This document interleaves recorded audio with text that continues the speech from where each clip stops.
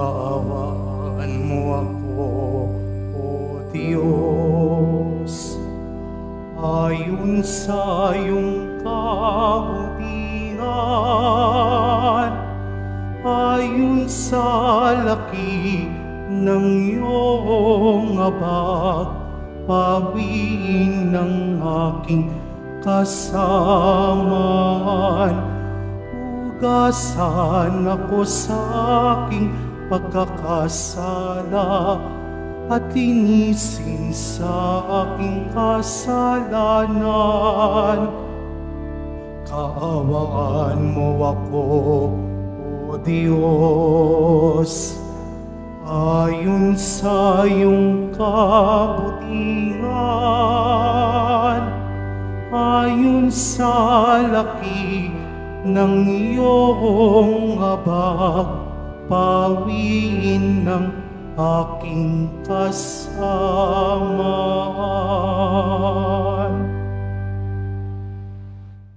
Sa ngalan ng Ama at ng Anak at ng Espiritu Santo, Amen. ang pagpapala ng ating Panginoong Hesukristo, ang pag-ibig ng Diyos Ama, at ang pakikipagkaisa ng Espiritu Santo naway sumainyong lahat. At sumaiyo rin. Magandang umaga po sa inyo. Kung may napapansin po kayong pari sa aking katabi, siya po ay si Father Dan Vargas. Siya po ang direktor ng mga kabataan sa Archdiocese of Naga sa Bicol po. Ayan. Narito po sila kahapon pa para sa pagpupulong bilang paghahanda po sa National Youth Day celebration na gagawin po sa Cáceres ngayong darating na buwan ng Hunyo. Kaya isama po natin sa panalangin ang National Youth Day preparation.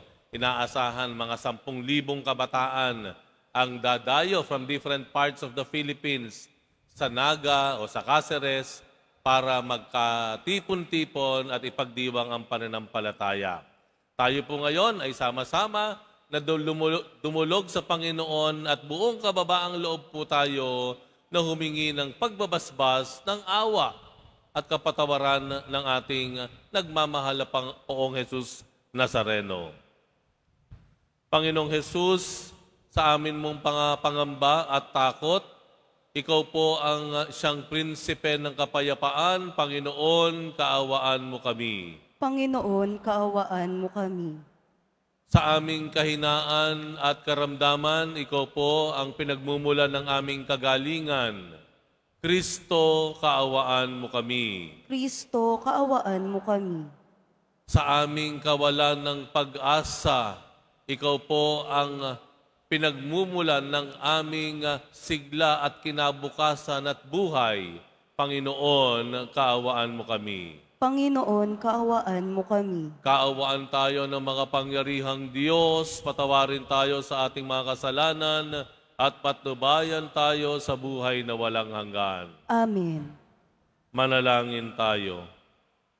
Ama naming makapangyarihan, ang sinimulan naming kusang pagpapakasakit ay subaybayan mo ng iyong pagmamalasakit upang ang pinagtitiisan ng aming katawan ay maisaloob namin at maganap ng may katapatan. Sa pamamagitan ni Hesukristo kasama ng Espiritu Santo, magpasawalang hanggan. Amen. Magsiupo po ang lahat. Pagbasa mula sa aklat ni Propeta Isaías. Ito ang sinabi ng Panginoon. Ikaw ay sumigaw ng ubos lakas. Ang sala ng bayan ko sa kanila'y ihayag. Sinasamba ako, kunway hinahanap, hinusundan-sundan, parang natutuwang ang kalooban ko'y kanilang malaman. Ibig palabasin na ang gawain nila ay matuwid, at di lumilihis sa mga tuntuning aking ibinigay. Wari natutuwang sa aki sumamba, at ang inihingi hatol na matuwid. Ang tanong ng mga tao, bakit ang pag-aayuno natin di pansin ng Panginoon? Nagugutom lamang tayo, ngunit walang kabuluhan. Ang sagot ng Panginoon, Pansariling kapakanan pa rin ang pangunahing layunin sa pag-aayuno, habang ang nag-aayuno'y patuloy na inaapi ang mahihirap. Ang pag-aayuno ninyo'y humahantong lamang sa alitan, hanggang kayo-kayo'y nag-aaway-away. Kung ang pag-aayunong ginagawa ninyo ay gayon din lamang, ang inyong pagtawag ay tiyak na hindi ko pakikinggan. Sa inyong pag-aayuno, pinahihirapan ninyo ang inyong sarili. Yumuyuko kayong parang damong hinihipan ng hangin. Nagdaramit kayo ng sako at nahihiga sa abo. Pag-aayuno na ba iyan? Akala ba ninyo'y nasisiyahan ako riyan? Ito ang gusto kong gawin ninyo. Tigilan na ninyo ang pang-aalipin. Sa halip ay pairalin ang katarungan. Ang mga api palayain ninyo at tulungan. Ang mga nagugutom ay inyong pakanin. Patuloyin sa inyong tahanan ang walang tirahan. Yaong mga tao na halos hubad na ay inyong paramtan. Ang inyong pagtulong sa mga kasama ay huwag tatalikdan. At kung magkagayoy, matutulad kayo sa bukang liwayway, hindi maglalaot gagaling ang inyong sugat sa katawan. Ako'y laging sa inyo. Ililigtas kayo at iingatan kahit saang lugar. Sa araw na iyon, diringgin ng Panginoon ang dalangin nyo. Pag kayo'y tumawag, ako'y tutugon agad. Ang salita ng Diyos. Salamat sa Diyos.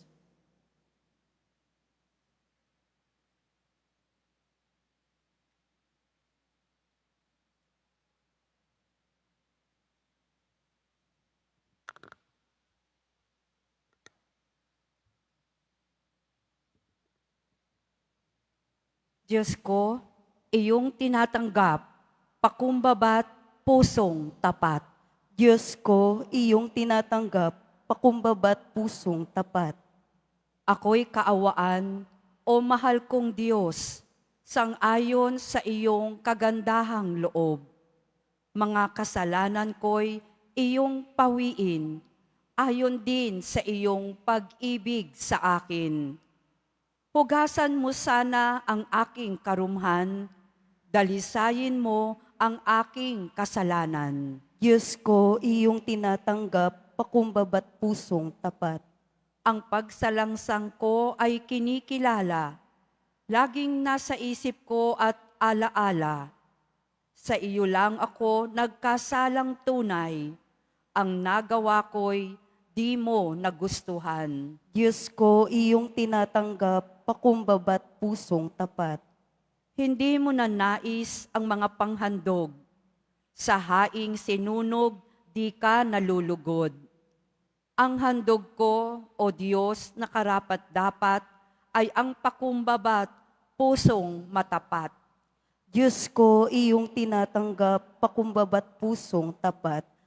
Magsitayo po ang lahat.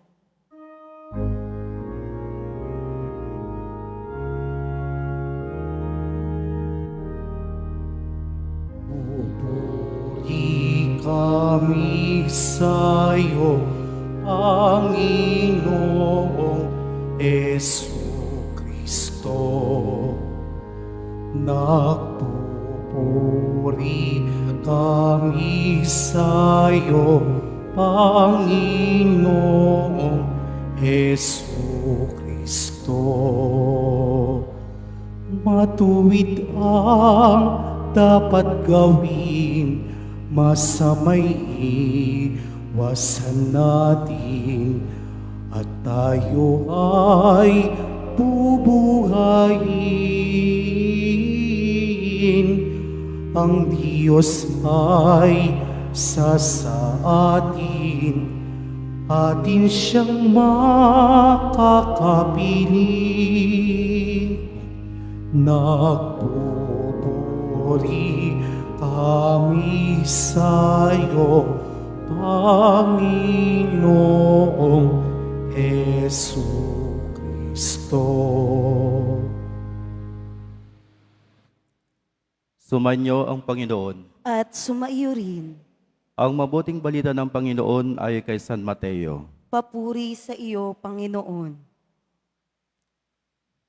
Noong panahong iyon, lumapit kay Jesus ang mga alagad ni Juan Bautista at ang wika, "Malimit kaming mag-ayuno, gayon din ang mga Pariseo. Bakit po hindi nag-aayuno ang iyong mga alagad?" Sumagot siya, "Maaari bang magdalamhati ang mga panauhin sa kasalan habang kasama nila ang lalaking ikinasal? Kapag wala na siya, saka pa lamang sila mag-aayuno." Ang mabuting balita ng Panginoon. Pinupuri ka namin, Panginoong Heso Kristo. Magsiupo po ang lahat. Sa ating Rektor, Father Jade, mga minamahal kong kapatid kay Kristo, magandang umaga po. Ngayong unang Biyernes ng buwan, tayo ay muling tinatawag upang magbalik loob sa mahal na puso ni Jesus. Ang unang Biyernes ay isang paalala na walang hanggang pag-ibig at habag ng Diyos sa atin, na ipinakita ng ating Panginoon sa pamamagitan ng kanyang pagsasakripisyo para sa atin lahat. Sa ating panahon ng Kwaresma, inilalapit tayo ng simbahan sa isang malalim na pagninilay tungkol sa ating pananampalataya. Sa pamamagitan ng pag-aayuno, panalangin, at kawang-gawa, tinatahak natin ang landas ng pagbabalik loob, hindi lang bilang isang obligasyon, kundi bilang isang tunay na pagbabago ng ating puso. Ngayong araw ay tinuturo sa atin ng ating mga pagbasa ang tatlong mahalagang paalala. Una, ang tunay na pagsisisi ay hindi lang panlabas, kundi pusong nagbabago. Sa ating unang pagbasa mula kay Propeta Isaías, mahigpit na pinuna ng Diyos ang kanyang bayan. Nagtatanong sila kung bakit hindi pinapansin ng Diyos ang kanilang pag-aayuno. Ngunit, malinaw na ang sagot ng ating Panginoon. Sa araw ng iyong pag-aayuno, kayo ay patuloy na naghahanap ng sariling kasiyahan at inaapi ang inyong mga manggagawa. Ito ay isang paalala na hindi sapat ang panlabas na ritual ng pagsisisi, kung ito sinasabayan ng tunay na pagbabago ng ating puso at ugali. Maraming beses tayo ay nag-aayuno, ngunit patuloy pa rin ang paggawa ng mali. Hindi tayo patas sa ating negosyo. Hindi tayo nagpapatawad sa ating kapwa. O kaya patuloy tayong nagbubuhay sa galit, inggit, at pagkawatak-watak. Sabi nga, ang pag-aayuno parang pagmamahal. Hindi minamadali, hindi dapat pinipilit. Kung hindi ka sanay, huwag mo agad subukan ang 24-hour fasting. Baka matulad ka sa taong nag-confess agad ng feelings kahit hindi pa handa, tapos umayaw rin agad. Ouch! Mga kapatid, ang Diyos ay hindi nalulugod sa panlabas na pagpapakita ng kabanalan, kundi kung ang ating puso ay puno ng kasamaan. Ano ang silbi ng pag-aayuno kung tayo naman ay patuloy na naninira ng ating kapwa? Ano ang silbi ng ating pagdarasal kung tayo ay patuloy na may galit sa puso? Ano ang silbi ng ating sakripisyo kung tayo ay hindi nagmamahal ng tunay? Ang tunay na pagsisisi ay hindi lamang sa pagsunod sa tradisyon, kundi sa pagpapakumbaba at pagbabalik ng loob o pagbabalik loob sa Diyos. Naway ang ating Kwaresma ay maging isang tunay na pagkakataon ng pagbabago. Hindi lang sa ating panlabas na kilos, kundi sa kaloob-looban ng ating mga puso. Pangalawa, ang tunay na pag-aayuno ay pagtulong sa kapwa. Sa pagpapatuloy ng ating pagbasa mula kay Propeta Isaías, sinabi ng Diyos, "Hindi ba ito ang pag-aayuno na aking pinili? Ang kalagan ang magapos ng kasamaan, ang alisin ang mabibigat na pasan, ang palayain ang ating inaapi, at ang baliin ang bawat pamatok." Madalas nating inisip na ang pag-aayuno ay tungkol lamang sa hindi pagkain ng karne o pagbabawas ng ating kinokonsumo. Ngunit ipinapakita sa atin ng Panginoon na ang pinakamahalagang pag-aayuno ay ang pagsasakripisyo upang matulungan ang iba. Sabi nga, ang pag-aayuno, pag nag-aayuno, mas mahirap umiwas sa pagkain kaysa umiwas sa ex. Sa tuwing may makikita akong fried chicken o burger, parang paalala ng nakaraan. Ang sarap balikan, pero alam kong hindi na dapat. Kaya laban lang at huwag pa din lang sa tukso. Mga kapatid, ang tunay na pag-aayuno ay ang pagpapalaya sa mga inaapi sa pamamagitan ng pagpapatawad sa ating kaaway at pagtulong sa nangangailangan. Ang pagtanggal ng gapos ng kasamaan sa pamamagitan ng pag-iwas sa tsismis, paninira at pandaraya. Ang pagpapasa ng bigat ng iba sa pamamagitan ng pagiging instrumento ng awa at pagmamahal ng Diyos. Ngayong Kwaresma, hindi sapat ang basta mag-ayuno. Dapat nating tanungin ang ating sarili, paano ako maaaring maging isang pagpapala sa aking kapwa? Maaari tayong tumulong sa ating nangangailangan, magbigay ng oras sa ating pamilya, o magpatawad sa mga taong nakasakit sa atin. Ang pag-aayuno na kalugod-lugod sa Diyos ay hindi lamang tungkol sa pagsasakripisyo para sa sarili, kundi ang pagbibigay ng sarili para sa iba.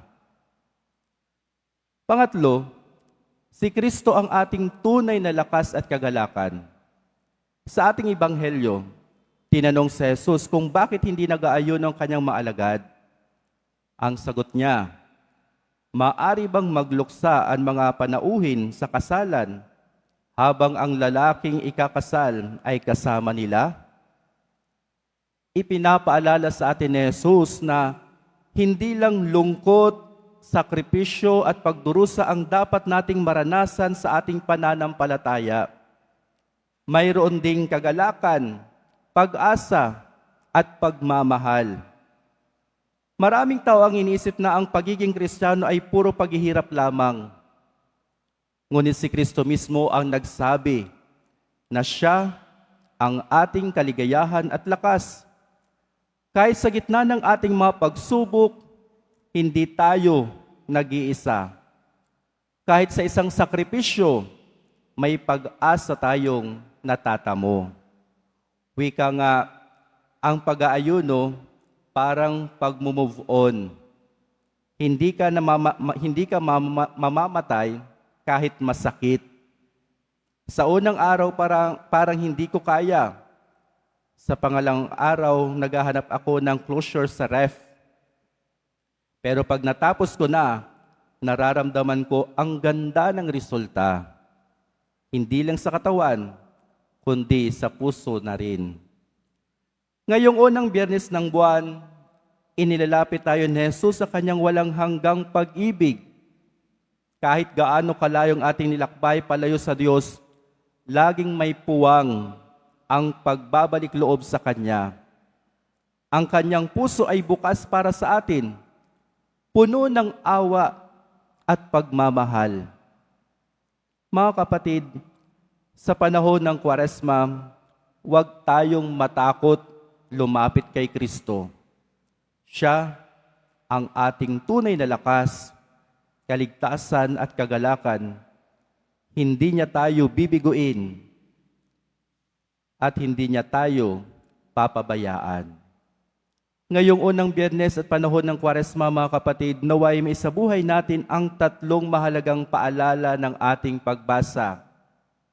Ang tunay na pagsisisi ay hindi lang panlabas na ritual, kundi pagbabago ng puso at kilos.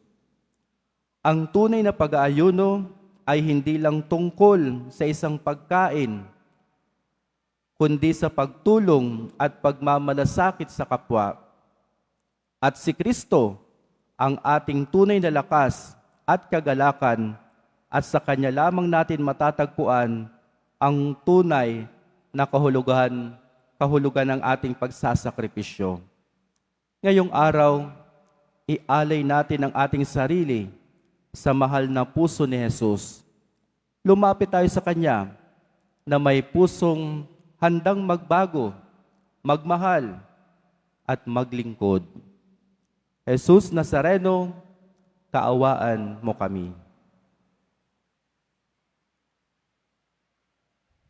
Magsitayo na po ang lahat.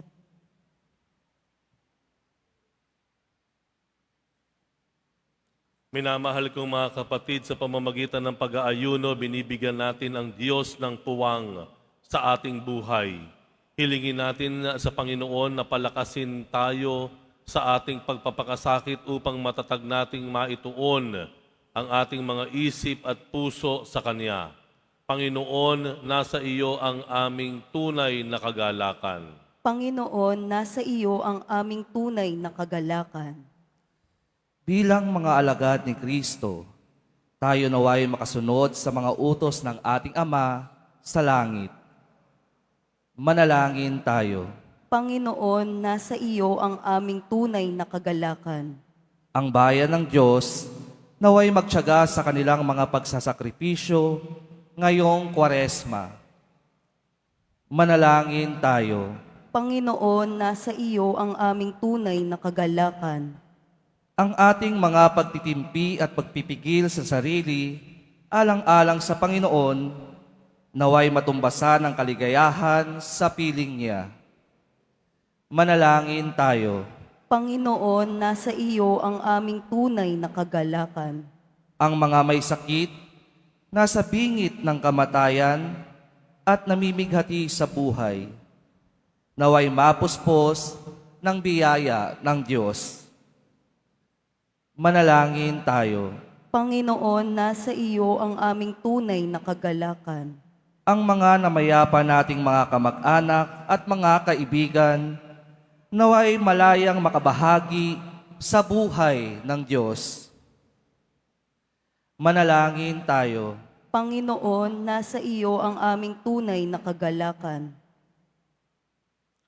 Ama naming nasa langit, ipagkaloob mo sa amin ang lakas upang mailaan namin ang mga sarili na mamuhay ayon sa Espiritong nananahan sa amin, na siyang lulupig sa aming mga kahinaan upang lubos kaming makabahagi sa muling pagkabuhay ng aming Panginoong Heso Kristo. Amen. Magsiupo po ang lahat.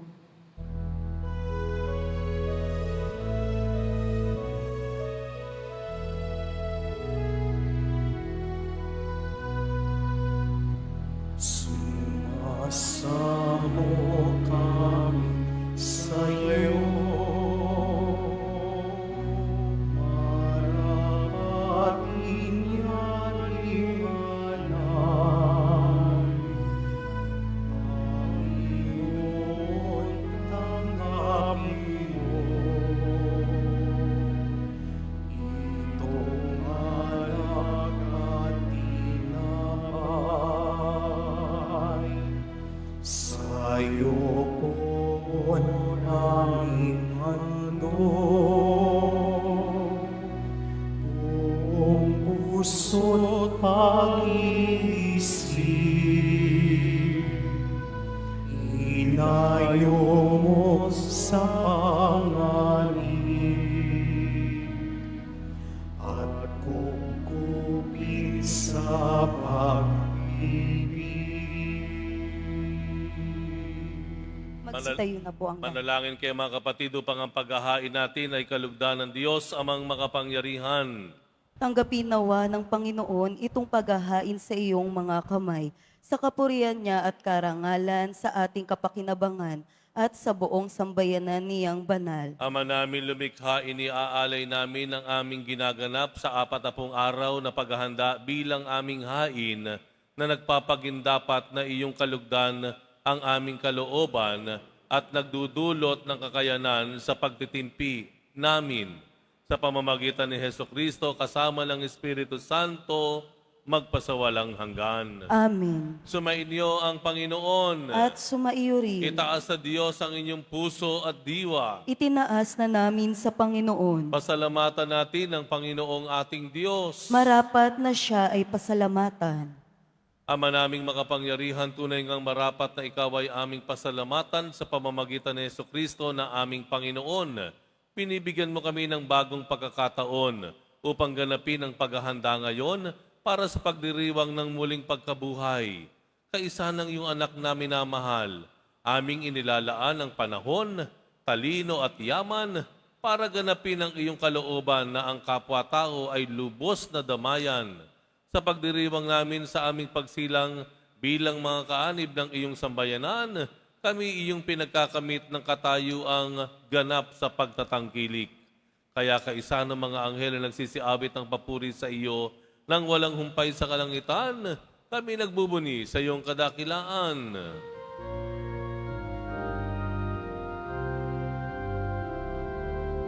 Santo, Santo, Santo, Panginoong Diyos ng mga hukbo, napupuno ang langit at lupa ng kadakilaan mo. Hosana, Hosana, Hosana sa kaitaasan. Hosana, Hosana, Hosana sa kaitaasan. Pinagpala ang naparirito sa ngalan ng Panginoon. Hosana, Hosana, Hosana sa kaitaasan. Hosana, Hosana, Hosana sa kaitaasan. Magsiluhod po ang lahat. Ama naming banal, ikaw ang bukhal ng tanang kabanalan, kaya't sa pamamagitan ng Espiritu, gawin mong banal ang kaloob na ito, upang para sa amin maging katawan at dugo ng aming Panginoong Hesukristo. Bago niya pinagtiis ang kusang loob na maging handog, hinawakan niya ang tinapay. Pinasalamatan ka niya, pinaghati-hati niya yon, iniabot sa kanyang mga alagad at sinabi, tanggapin ninyong lahat ito at kanin, ito ang aking katawan na ihahandog para sa inyo.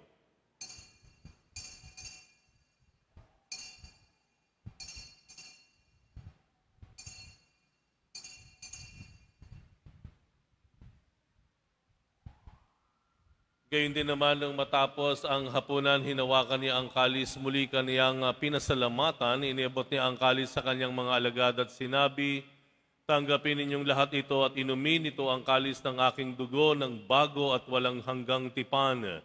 Ang aking dugo na ibubuhos para sa inyo at para sa lahat sa ikapagpapatawad ng mga kasalanan. Gawin ninyo ito sa pag-alala sa akin.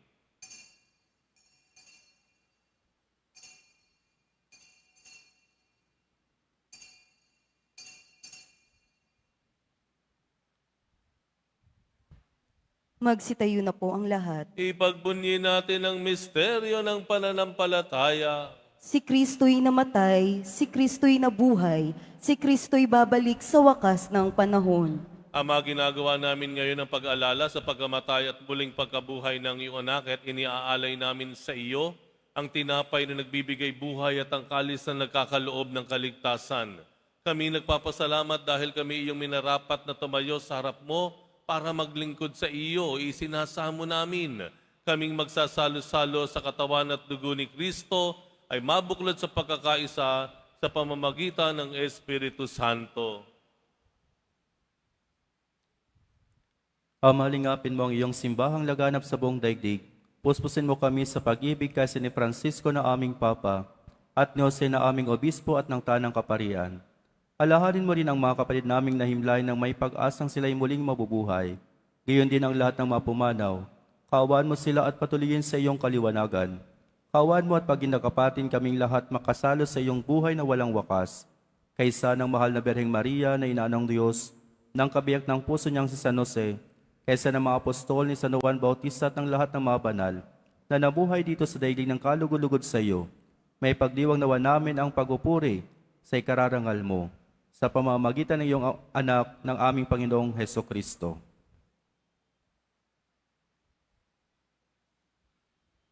Sa pamamagitan ni Kristo, kasama niya at sa Kaniya, ang lahat ng parangal at papuri ay sa iyo, Diyos amang makapangyarihan, kasama ng Espiritu Santo, magpasawalang hanggan.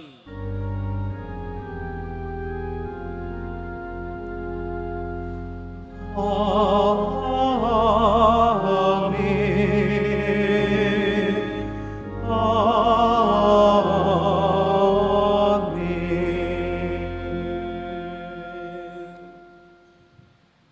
Idalangin po natin na hindi lang tayo maging masunuring mga anak ng Diyos.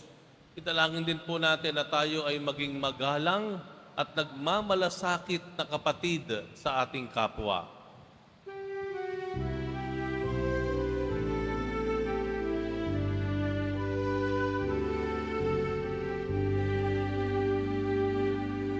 Ama namin, sumasalangit ka, sambahin ang ngalan mo. Mapasa amin ang kaharian mo, sundin ang loob mo. Dito sa lupa para ng sa langit, bigyan mo kami ngayon ng aming kakanin sa araw-araw. At patawarin mo ang aming mga sala para ng pagpapatawad namin sa nagkakasala sa amin. At huwag mo kaming ipahintulot sa tukso at iadya mo kami sa lahat ng masama.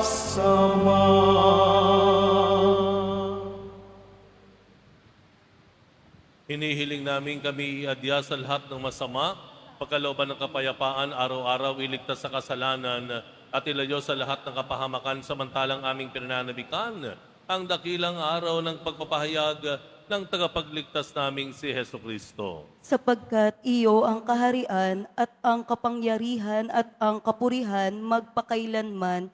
Amen. Panginoong Heso Kristo, sinabi mo sa iyong mga apostol, kapayapaan ang iniiwan ko sa inyo, ang aking kapayapaan ang ibinibigay ko sa inyo. Tunghayan mo ang aming pananampalataya at huwag ang aming pagkakasala. Pagkalooban mo kami ng kapayapaan at pagkakaisa ayon sa iyong kalooban, kasama ng Espiritu Santo, magpasawalang hanggan. Amen. Ang kapayapaan ng Panginoon ay laging sumainyo. At sumaiyo rin. Magbigayan po tayo ng kapayapaan sa isa't isa.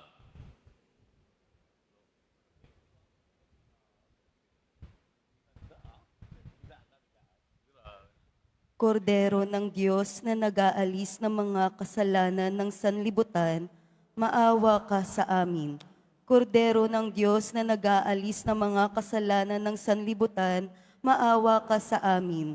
Kordero ng Diyos na nag-aalis ng mga kasalanan ng sanlibutan, ipagkaloob mo sa amin ang kapayapaan. Magsiluhod po ang lahat.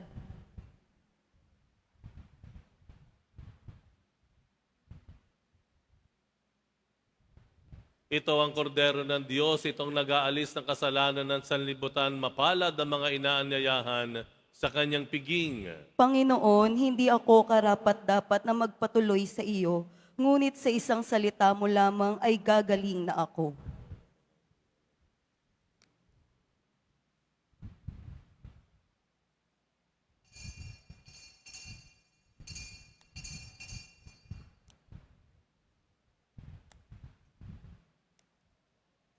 Para sa lahat ng tatanggap ng banal na komunyon, sasagot po tayo ng amen pagkasabi ng pari o ng lay minister ng katawan ni Kristo at isubo agad sa bibig bago umalis sa harapan ng pari o lay minister. Sumunod po tayo.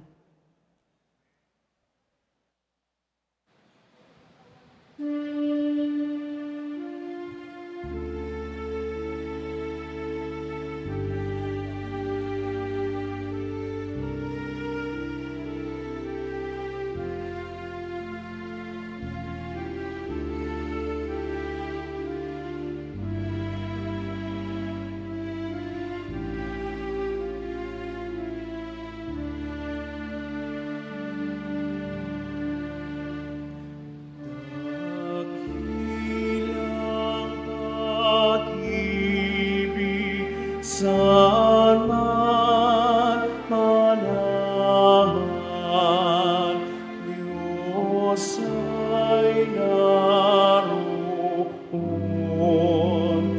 walang alinlangan.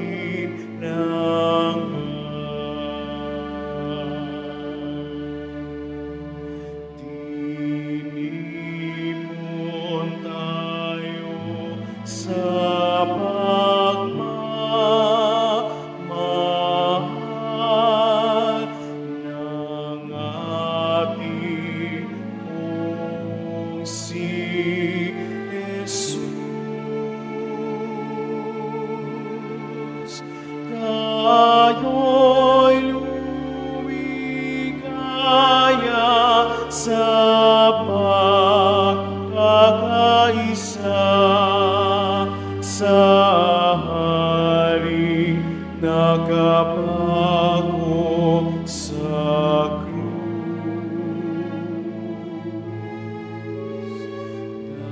Dakilang pag-ibig sana manahan, Diyos ay naroon, walang alinlangan.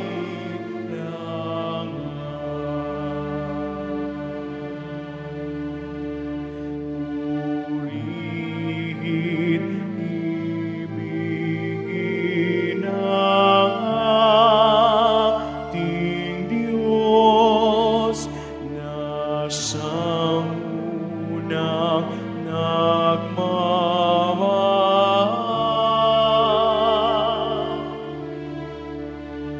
Kaya't mong pag-ibig di nating mahalin ang bawat kapatid at kapwa.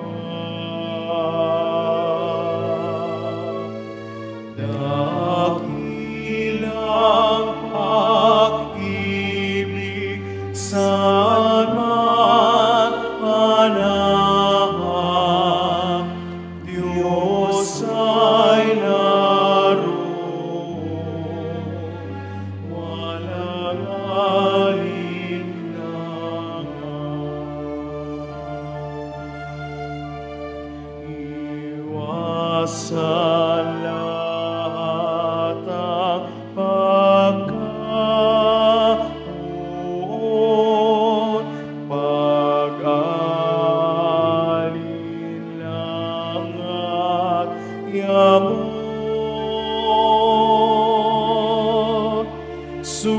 sundin ang landasin ni Jesucristo at to'y halimbawa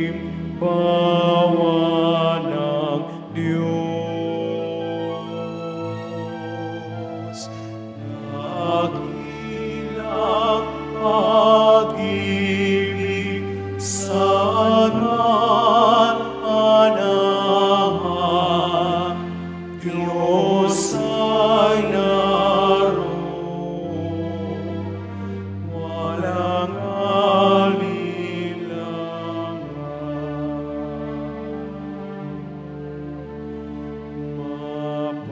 Mapalad ang gumagala sa Diyos at sumusunod sa Kanya. Tatamsayin niya ang Kanyang biyaya, pagpalain siya't liligaya.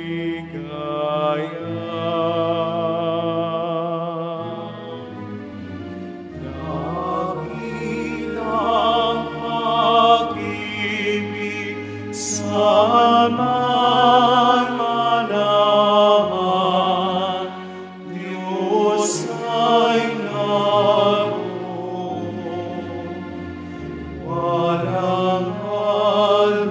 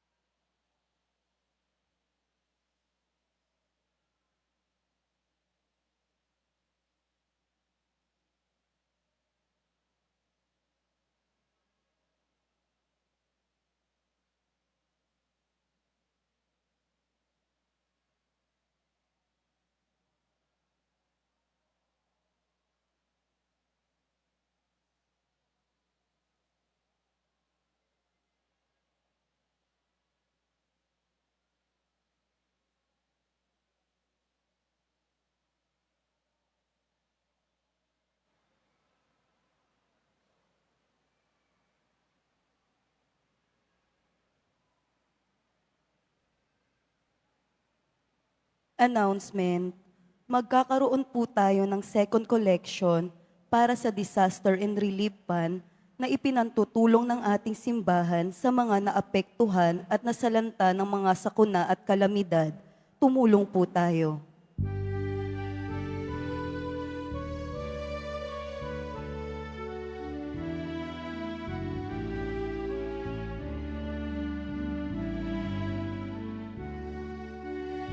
Manang nabubuhay para sa sarili lamang,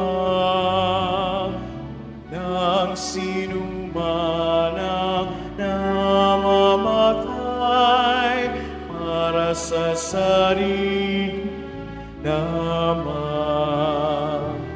Tayong lahat ay may pananagutan sa isa't isa.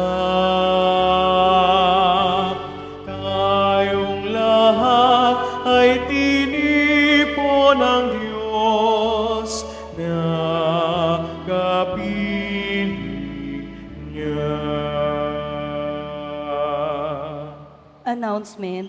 Ang Nazarene Catholic School ang paaralan ng Basilica Minor at Pambansang Dambana ni Jesus Nazareno. ay tumatanggap na ng mag-aaral mula sa preschool hanggang senior high school para sa school year 2025 to 2026.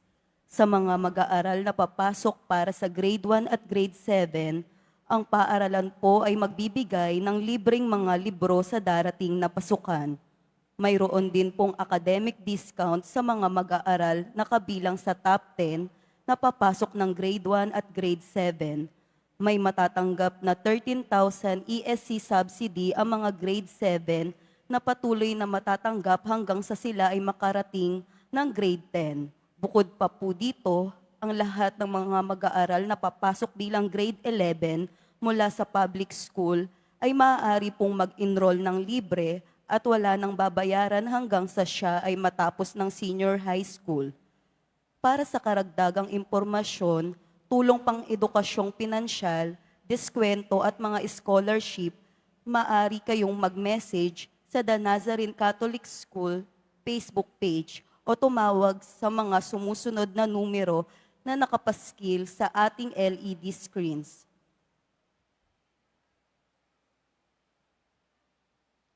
Pagkatapos ng misa, ang pagwiwisik po ng banal na tubig ay magaganap sa labas ng ating simbahan. Pinakikiusapan ang lahat na ang tanging labasan o exit ay sa Quezon Boulevard at sa Plaza San Juan lamang. Iwasan po natin ang magtulakan. Sumunod po tayo. Maraming salamat po sa inyong pagdalaw at pagsisimba sa Basilica Minor at Pambansang Dabana ni Jesus Nazareno. Magsiluhod po ang lahat at ating dasalin ang panalangin sa mahal na poong Jesus Nazareno tuwing Biyernes. Mahal na poong Jesus Nazareno, banal ang iyong pangalan. Dinadakila at pinasasalamatan ka namin. Nagpakababa ka at sumunod sa kalooban ng Ama. Pinasan mo ang krus at nag-alay ng buhay para sa aming kaligtasan. Tanggapin mo ang aming dasal at sakripisyo. Itulot mo na kaming sumasamo ng buong katapatan at pagmamahal, magbahagi ng mabuting balita, magsisi at itakwil ang kasalanan at masama, at maghatid ng awa at kapayapaan sa aming kapwa. Ipinagkakatiwala namin sa iyo ang lahat-lahat sa amin. Ipinapanalangin namin ang mga nangangailangan ng iyong tulong. Ipinapaubaya namin sa iyo ang aming mga kahilingan. Itong aming pagdidibusyon at panata ay lalo nawang magpalapit sa amin sa iyo at aming kapwa, upang nagmamahal at nagkakaisa kaming magtaguyod ng iyong kaharian dito sa lupa hanggang sa langit na aming tunay na tahanan, kung saan nagahari ka sa kaluwalhatian, magpasawalang hanggan. Amen. Magsitayo na po ang lahat.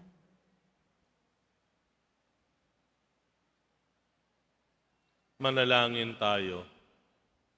Ama naming mapagmahal, ang pakikinabang namin sa pagdiriwang na ito ay magdulot nawa ng kapatawaran sa aming mga kasalanan upang kami maging marapat sa iyong mapagpagaling na kabutihan. Sa pamamagitan ni Hesukristo kasama ng Espiritu Santo, magpasawalang hanggan. Amen. Muli ang atin pong pasasalamat sa ating kasama na nakipagdibang po sa atin, nagbigay sa atin ng homilya, ang Director po ng Youth Ministry sa Archdiocese po ng Cáceres. Kasama po niya yung mga ilang kabataan ng Cáceres dito. Walang iba, si Father Dan Vegas. Maraming salamat, Father Dan. Ayan. Patuloy nating ipagdasal po ang National Youth Day na mangyayari ngayong Hunyo. Sumainyo ang Panginoon. At sumaiyo rin. Mahal na poong Jesus Nazareno, inihayag mo sa pamamagitan ng krus ang walang maliw na pag-ibig ng Diyos sa sangkatauhan. Pakinggan mo ang kahilingan lalo na para sa mga nangangailangan ng iyong tulong at awa. Makamtan nawa namin ang iyong kasagutan ng may utang na loob na tinatanaw. Basbasan din po ninyo itong mga imahen at dasalan upang lalo kaming manalangin at magtiwala. Sa pamamagitan ng bendisyon na ito, naway lalo kaming maging mapaglingkod, masunurin at tapat sa iyo na aming maluwalhating Panginoon magpasawalang hanggan. Amen. At pagpalain kayong lahat ng makapangyarihang Diyos, Ama at Anak at Espiritu Santo. Amen. Tumayo kayo sa kapayapaan upang ang Diyos at ang kanyang bayan ay mahalin at paglingkuran. Salamat sa Diyos.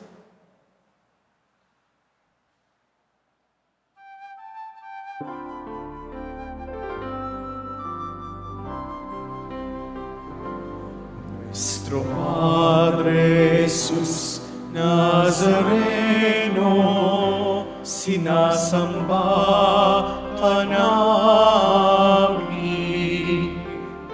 pinipintuho ka namin, daral mo ang aming buhay at kaligtasan. Nuestro Padre Jesus Nazareno, iligtas mo kami sa kasalanan. Ang krus mong hinamatayan ay sagisag ng aming kaligtasan. Nuestro Padre Jesus Nazareno, dinarangan ka namin. Nuestro Padre Jesus Nazareno, niluluwalhati ka namin. Nuestro Padre Jesus Nazareno, dinarangan ka namin. Nuestro Padre Jesus Nazareno, niluluwalhati ka namin.